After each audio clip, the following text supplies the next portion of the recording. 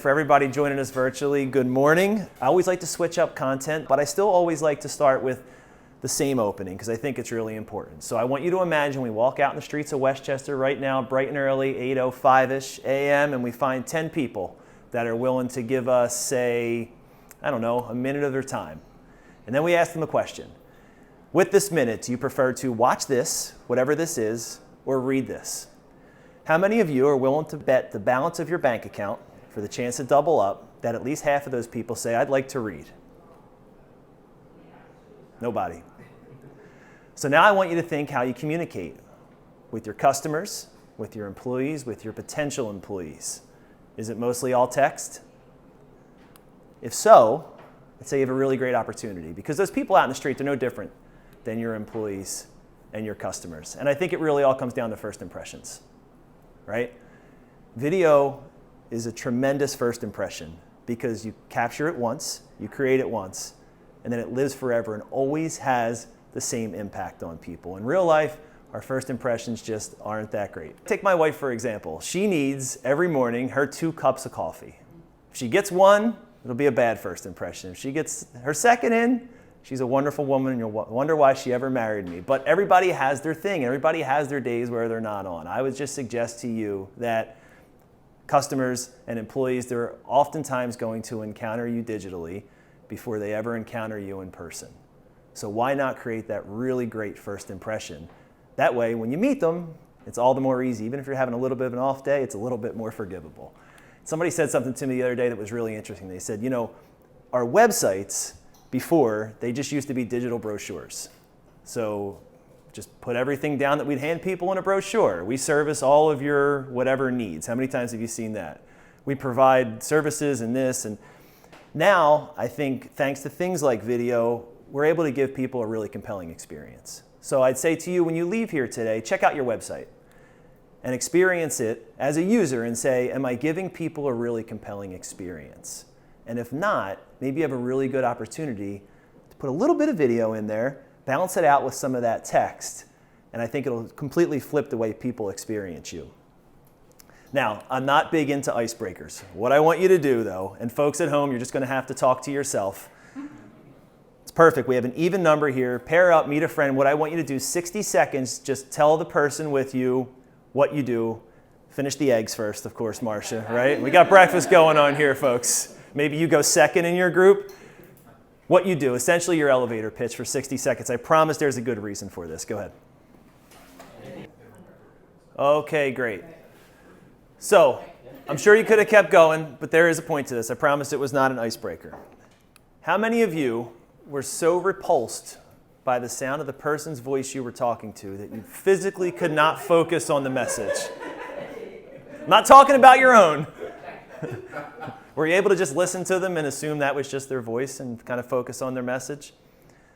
Now, how many of you, when you hear your recorded voice, are so repulsed by the sound of your recorded voice? It sounds like nails on a chalkboard, right?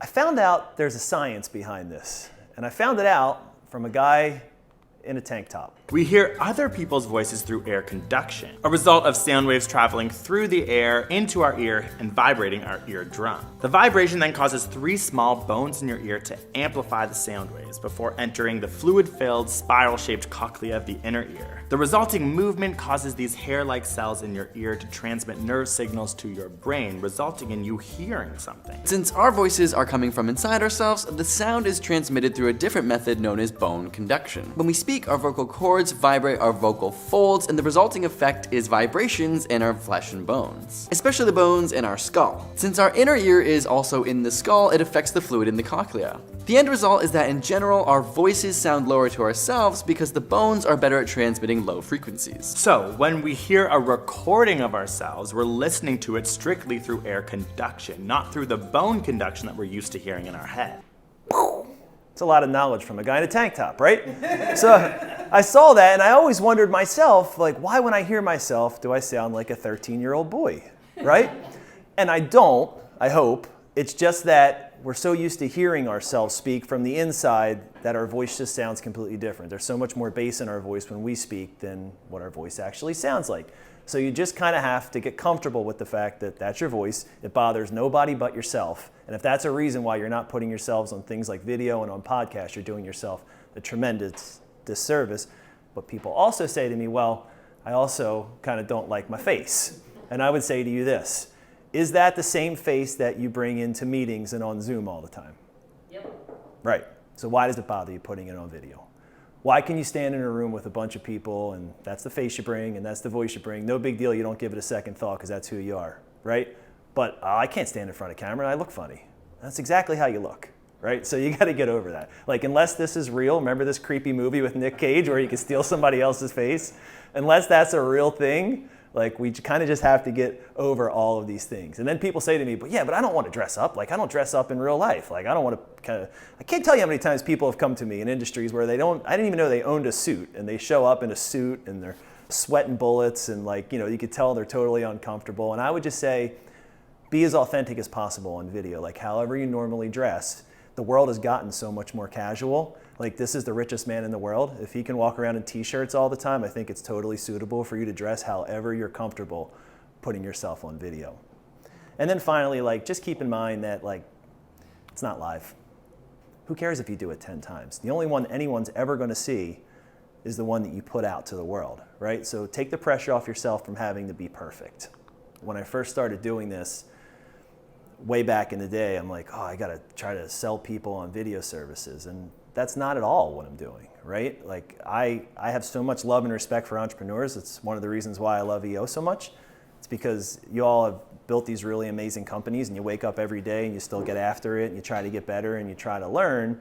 So I have a lot of respect for the people that I encounter. And when I started to think, okay, I'm just kind of helping them tell their story and helping them attract the customers that they deserve and the employees that they deserve, it really helped me do better at my job. So the whole first quarter, I should say, of my presentation is just really trying to encourage you to get over all the little stupid self-conscious things that prevent you from getting out there and being able to connect with the customers and employees that you deserve. So then the question becomes, or what do I say? Right? Like, got it, Pat. I'm going to do video. I'm going home today, right? And we're going to do it. We're going to put out a video. What do I say? What you don't do is script yourself, ever. Please promise me that you will not script yourself.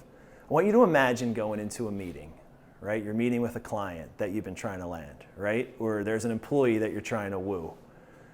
You think it's a game changer. I want you to imagine the night before standing in front of a mirror and rehearsing a script and then getting face to face with that person and regurgitating something that you've clearly memorized. Or putting up cue cards right behind their head in a conference room and constantly breaking your eyes so you can see what you're supposed to say. How's that meeting going to go?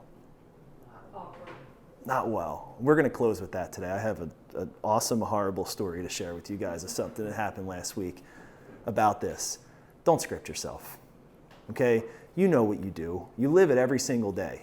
There's ways to do this where you don't have to hard script yourself. If you need to break things up, or what I've often said to people, like especially if you're doing an internal video and you want to just start addressing your team weekly, or bi-weekly, which I think all leaders should do just to keep people up to date on what's going on in the company, even if it's a small company and you work under one roof, just to document what's happening, write it down on an index card. None of you are in the position you're in because you're world-class on camera, right? And so people will respect that. So instead of having those darting eyes or trying to regurgitate material, if you're doing something internal, just say to the team, hey guys, just want to update you on something that's happening. Wanted to make my notes so that I don't forget anything. Here's what's going on. And they'll respect the fact that you said that, right? Because chances are none of them are any good on camera either. The more you do it, the better you'll get. And I'd say when you're creating content, especially for external, right? If you want to create content for your website, really focus on your differentiators. Because a lot of times when people create video content, they spend the whole time talking about what they do. But people found you because they were looking for someone that does what you do. So they know that, right? Like office furniture, brewer. They know that you do that. Chances are that's how they found you. The question is, how do you do it differently, right? And so an EO member, Tom B. Miller, has a company called Complete Fleet. I love the short video that they were able to create because you watch it, it's 90 seconds, and you can tell exactly what they do differently by the time you're done. So we take pride in our brand promise of being easy, fast, and safe. Our goal is that the company has to make one phone call after an accident, and we handle everything else. Wherever our vehicle is, they literally get a tow truck out to the vehicle and they take it to their facility. We will call the insurance company and submit the claim for you. Every company needs their vehicles back on the road yesterday. It's extremely valuable for us to get that vehicle on the road that has all the tools in it. The minute it gets to our shop, we have a little alarm that we hit.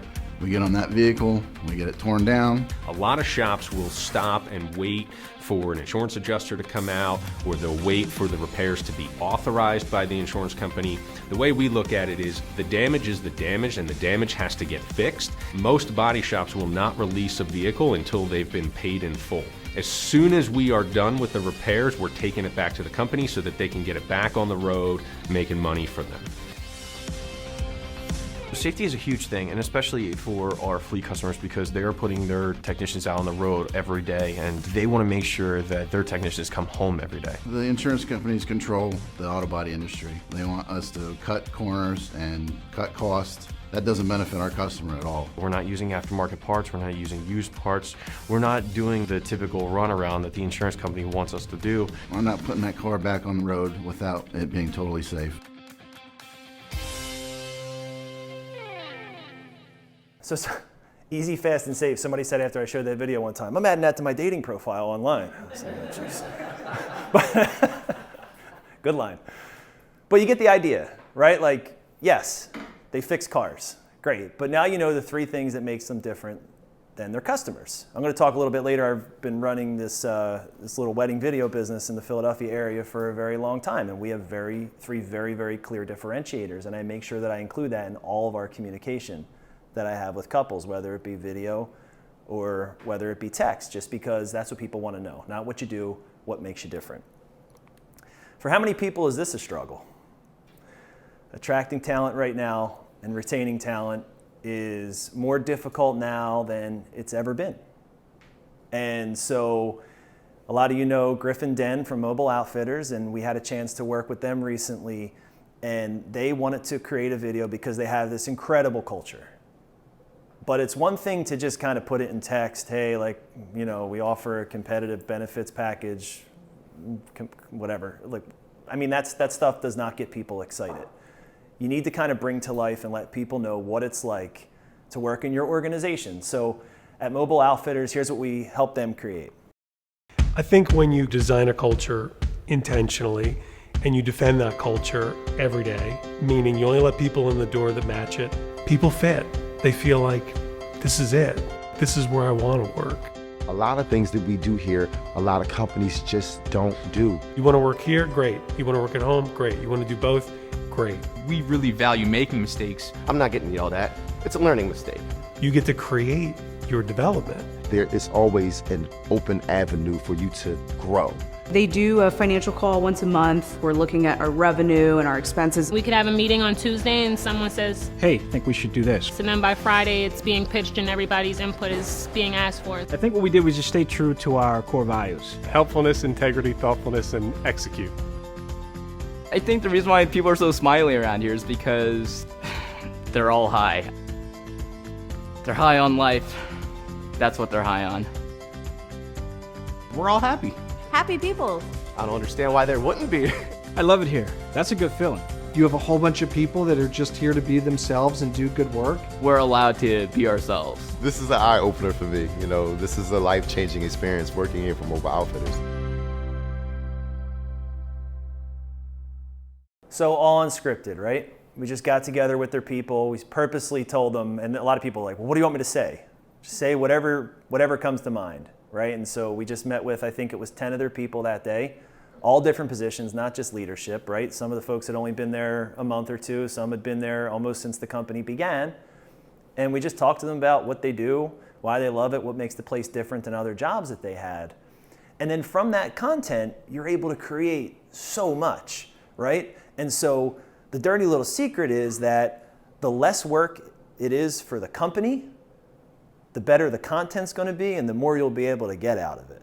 So a lot of times companies get pulled into these like planning meetings and storyboard meetings, whatever that means, These are just people that spoke from the heart, told about their experience, and then they walked away with social media content for, I don't know, a year or two, and then 9 polished videos that they can share to help them internally and externally. So just something to think about, like the power is really in the people that are experiencing your company. Moving on to process, you're all EO folks, and so you know the value of process in a business. And so Heiler Painting, and Tom Heiler is an EO member, and so the way that they run their business is very, very process driven. In the painting industry, that's not always the case. Sometimes it's just a guy in a truck and a bucket of paint, and that's not the way it's done here. And so he really wanted to be able to show a video when customers sign up to have someone come out to the house and give them an estimate. He wanted to let them know what to expect and understand their entire process from start to finish. So he said, hey, let's document that. And so there's no sound on this video, but you'll see we kind of captured, and this is something that, you could probably do on your own. You can capture kind of any steps of your process. You got the office here, and you got the customer at home with paint samples, and then you're taking pictures off the wall, and then someone comes out and covers up all of your stuff so that they don't ruin your couch and your furniture and all that.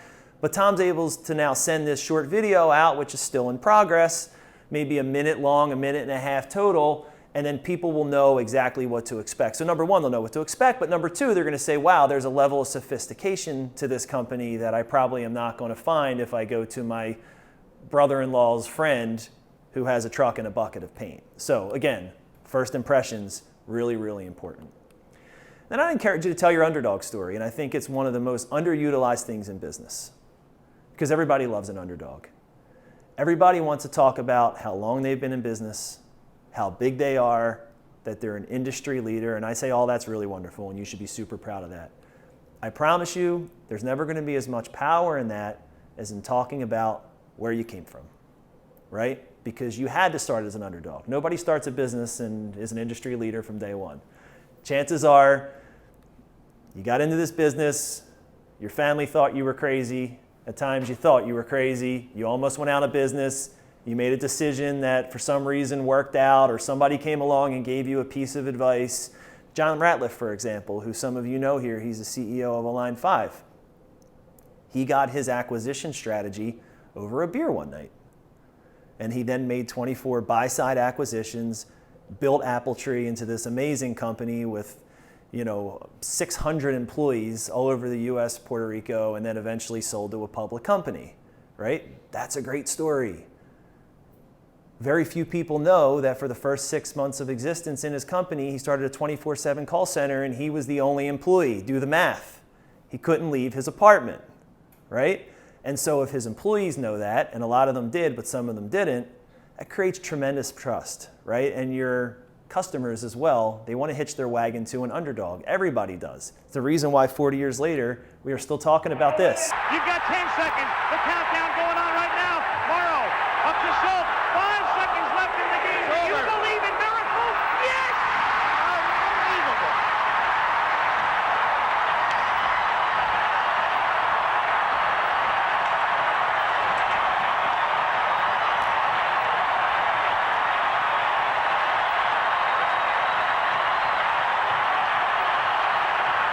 It's 40 years ago, right? Still gives you chills when you see it. Now imagine if that was supposed to be a close game, right? If that's supposed to be a close game, no one's ever talking about it. No one cares because the US was supposed to be good. Rocky, why do people love Rocky? Rocky 4, right? He wasn't supposed to beat that Russian. I'm not picking on Russia, by the way. I swear. There's enough of that going on probably. But you get the point. People love underdogs. And the inverse of that is that people don't always love favorites. How many people were rooting for Tom Brady in all those Super Bowls that weren't in New England or then in Tampa, right?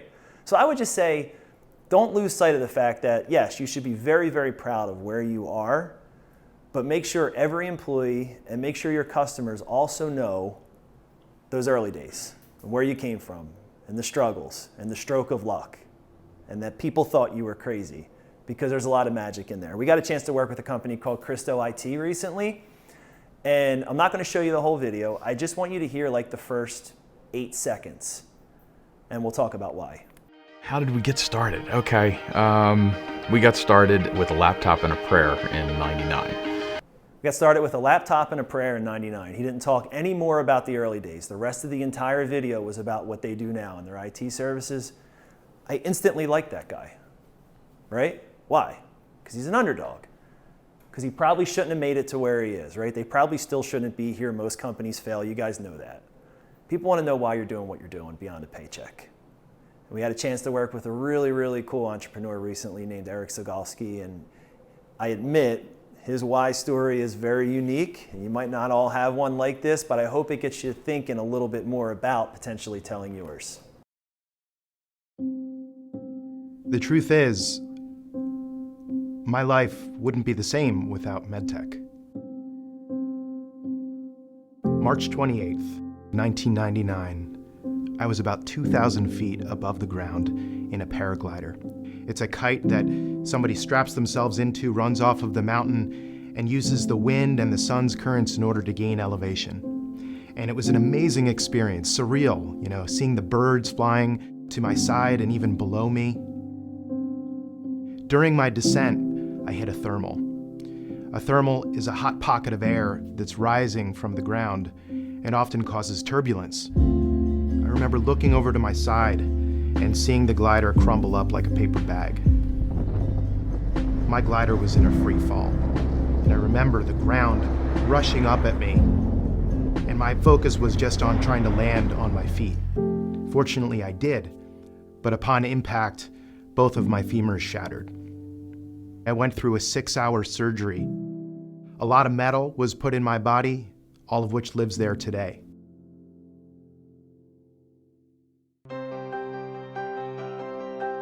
I'm lucky to be alive. I'm even more lucky to still have my mobility, to still have my health. The doctors that treated me that day, they certainly had the skill, but they also had the tools. Other people don't have that benefit.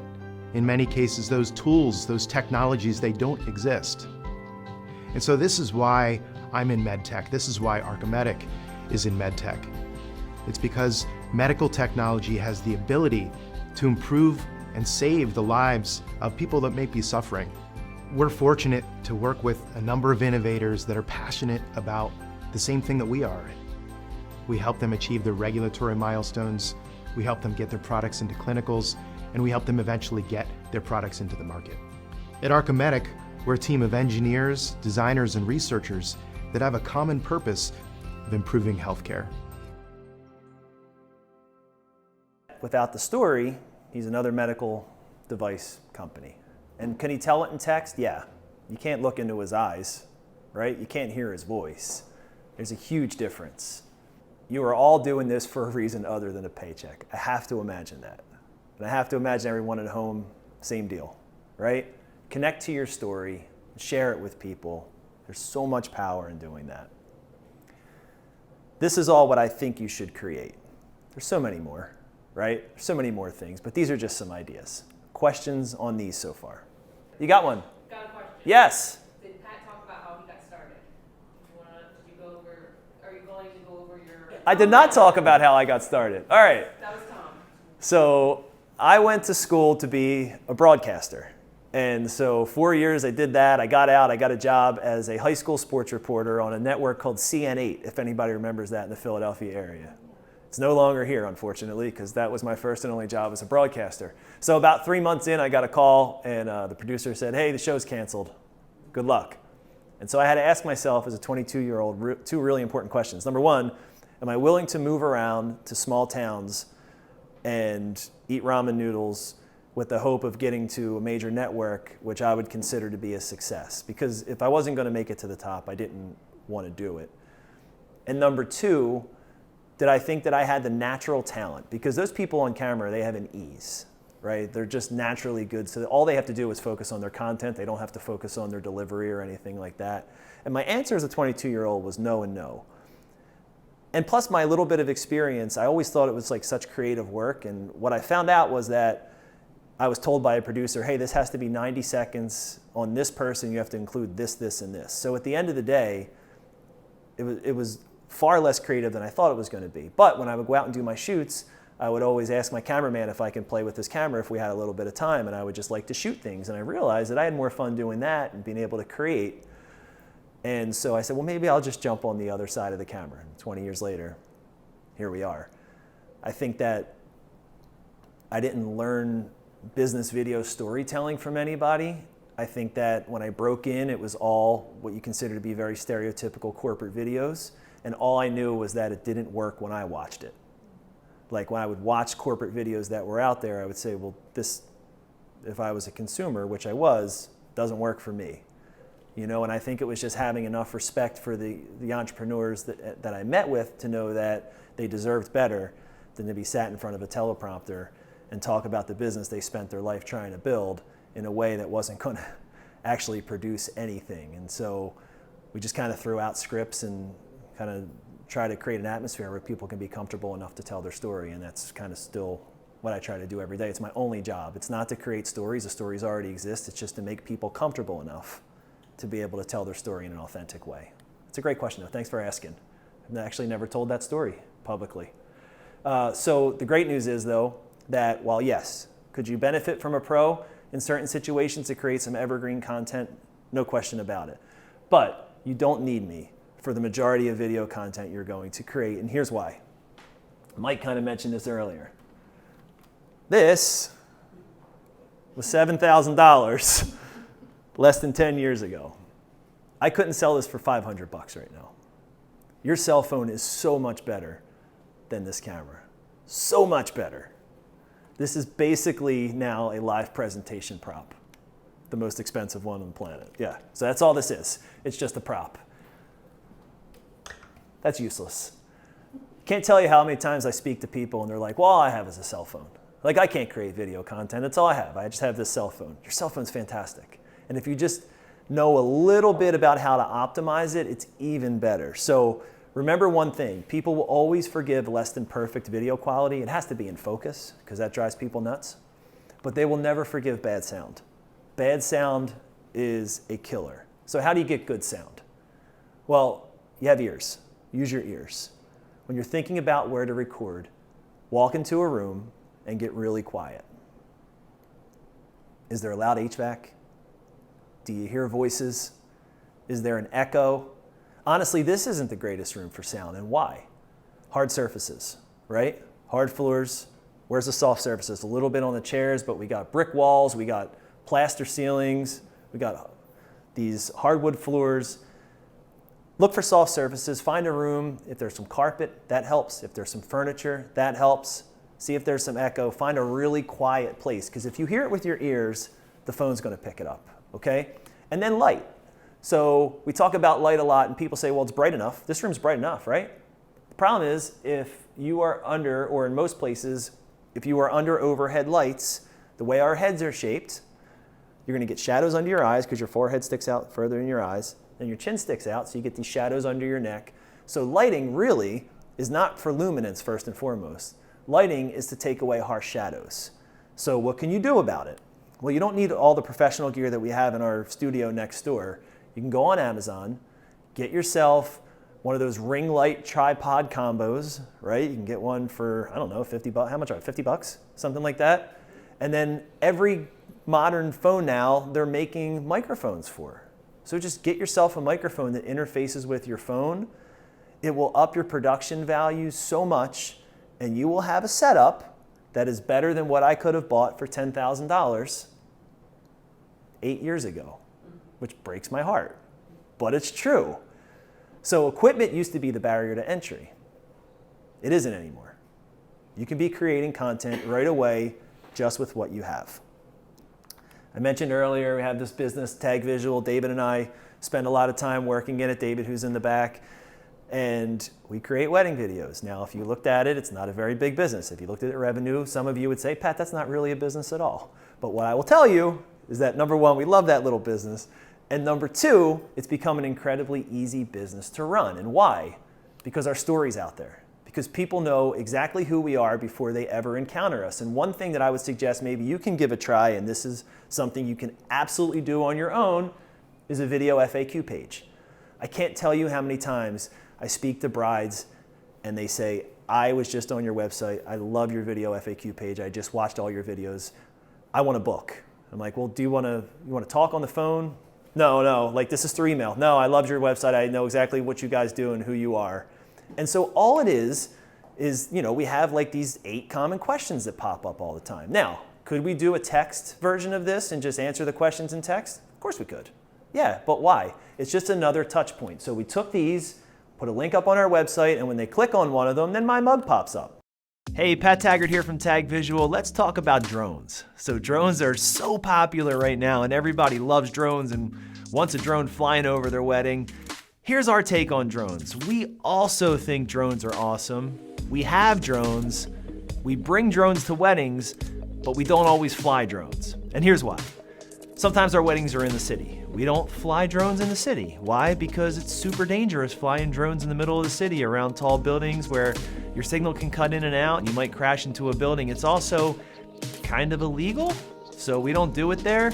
Now, if we're at a venue, where there's plenty of room out in the burbs or the country and there's some room to do an establishing shot where we can fly up on the building, that's awesome. We're always going to try to grab one of those.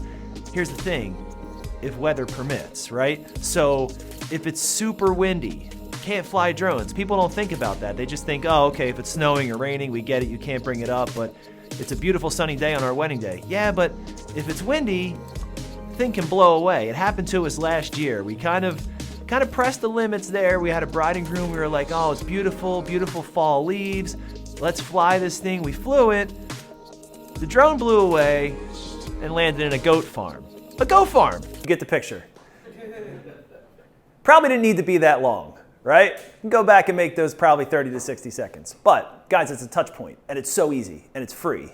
So just think about the 6 or 8 or 10 questions that you normally hear from your customers. Even if you don't want to put them on the website right away, just create an interactive PDF that you can link out to. Throw the videos up on YouTube or Vimeo. It's all these free, easy things that allow your customers to get a feel for you and who you are, again, creating that first impression before they ever encounter you, and it just makes your business easier to run because people are able to self-select then, right? I don't want to spend time in my business trying to sell someone that ultimately could not be sold. So how do I prevent myself from doing that? By sharing as much of who we are, and then just as importantly, who we're not, so that they can self-select before they even talk to us. And now, about 75% of our couples, I never hear their voice before they book. They don't even want to talk to us because they know after experiencing our website, because we try to create a compelling experience, who we are and what we do, right? And what makes us different. I need to tell you about what happened last week just as a way to close this thing out. So I got a call from a company and they said, we want somebody to come in and present about 45 seconds of material in your studio. We want it to look good and sound good. And I said, great, what are they doing? And they said, well, I know this won't apply to many of your businesses, but the point does. Well, we're being unionized, or they're attempting to unionize us. So we want to send out our director of operations to provide a message to the team, educating them about what unions are and why they need to be careful about what's being pitched to them. I said, okay, do you want me to just have a conversation with them? No, our lawyers are working on a script right now. We want you to put it on teleprompter. And I said, okay, if that's what you want, we will do it. We are a business for revenue. But in my experience, that never goes well. Has this gentleman ever recorded video on a teleprompter before? Never. Okay. She's like, but he's really bright. I said, I totally get that. This guy came out and stood in front of a camera. Now remember, he's trying to talk to his employees and protect them from making a bad decision. He looked so scared and his eyes were dashing back and forth. And by the time it was over, not only was it not good, but if I watched that video, I would sign a union card immediately. So it actually had the inverse effect that they were looking for. It cost them time and money. It was like 2.5 minutes when it was supposed to be 45 seconds. The guy was stumbling over words. It wasn't his material. So why do I bring this up? I am a video zealot, obviously. If it's not authentic, stick to text. Don't do it, okay? It's like culture, and John Ratliff always tells a story, like you want to boost culture, and so you go out and buy a foosball table and those stupid posters that say like integrity and no one can climb the mountain alone and all that stuff. If you're trying to build a great culture and that's how you think you build a great culture, do nothing, because you're going to turn the people inside against you, right? If they think you're trying to manipulate them. So don't ever do what this company did, please. I hope they never showed it to the public, but if you're going to create content, make sure that it's authentic content.